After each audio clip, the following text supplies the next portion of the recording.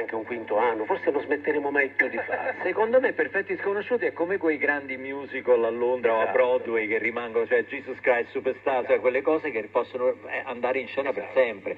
Per rimanere in casa nostra, aggiungi un posto a tavola, Rugantino, queste cose qua, no?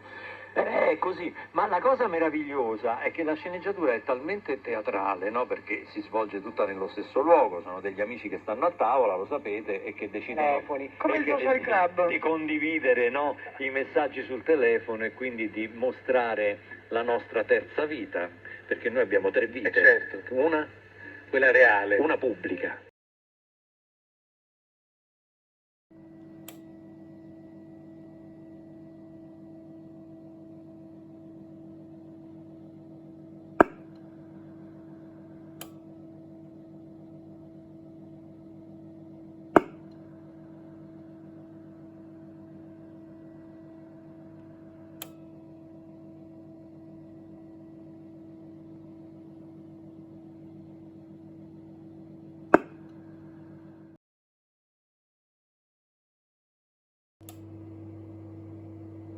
Hola.